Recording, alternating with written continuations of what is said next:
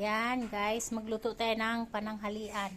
Maggagata ako ng labong na may talbos ng kamote.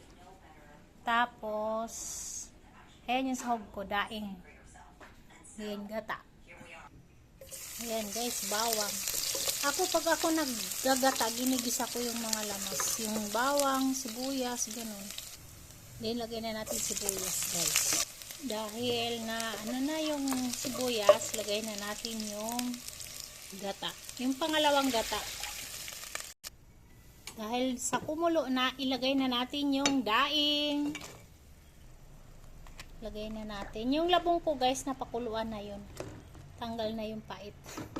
Ayan na guys, kumulo na, oras na ay ilagay na natin yung labong na.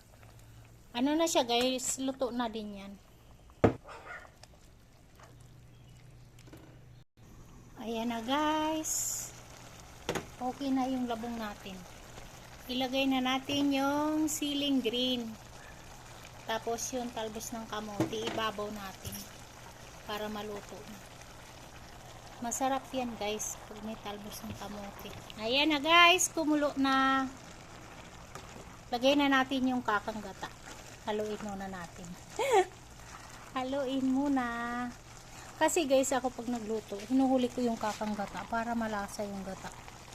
Ang pinampaluto ko sa kanya ay yung pangalawang gata. Para malinamnam. Pero yung kakang gata ko, binawasan ko rin yung kanina. Kasi,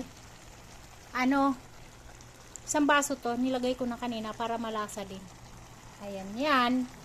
Pag nilagay ko na yung kakang gata, hindi ko na siya tatakpan.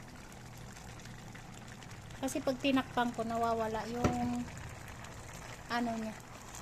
Basta hindi ko na nilalagay yung takip kasi gusto ko open lang siya.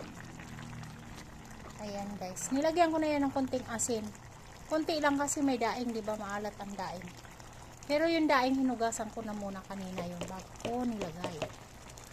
Ayan guys. Ayan guys, luto na yung kakang gata. Hindi ko na siya tinakpan.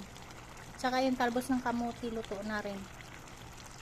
Maganda yung talbos ng kamote, yung hindi gaano siyang lutong-luto. Kasi pag lutong-luto, di ba may parang mapait, may pagkapakla. Yung tama lang, yung hindi siya masyadong lutong-luto. Pero luto pa rin siya, pero hindi siya overcook ba? Yung ganon.